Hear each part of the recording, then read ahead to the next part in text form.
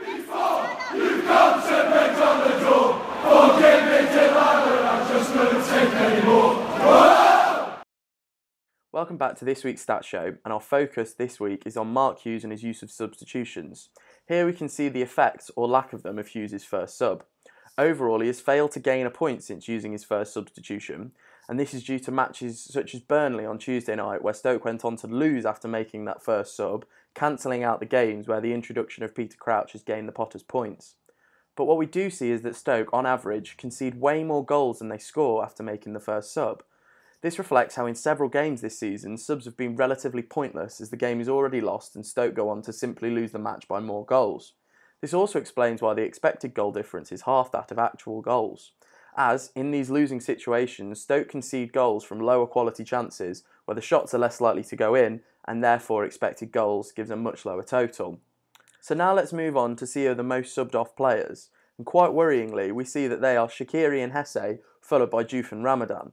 This clearly indicates how negative Hughes' substitutions are as he removes our flair attacking players in an effort to see the game out. It also reflects concerns over Shaqiri's injury history. Adding in the players subbed on most, we see that Mr Plan B himself, Peter Crouch, dominates this list, being subbed on twice as much as any other Stoke player. Afellay also makes an appearance in second on the list, which is somewhat shocking as many can barely remember seeing him on the pitch, but it probably reflects how he is often introduced towards the end of a game for a few minutes run out. Now we're going to have a look at the situations and time in which Stoke make their subs. This graph has winning positions in green, drawing in grey, and when Stoke are behind it's in blue. First and foremost, it is worth noting the dominance of dark blue compared to that of dark green, reflecting how Stoke have failed to lead the opposition by more than one goal at any point this season.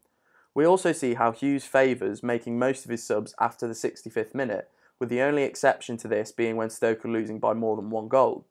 Unfortunately, blue dominates this graph, meaning most of our subs are being made when Stoke are losing. And whilst this may be a good thing if the subs are changing games, that is not the case, as we have already seen earlier in the video. The overall effect of substitutions is the result stays the same, but Stoke simply concede more goals. That's it for this week's Stat Show. Let us know what you've made of substitutions so far this season. If you've enjoyed this video, please leave it a like and subscribe to the Bear Pit TV.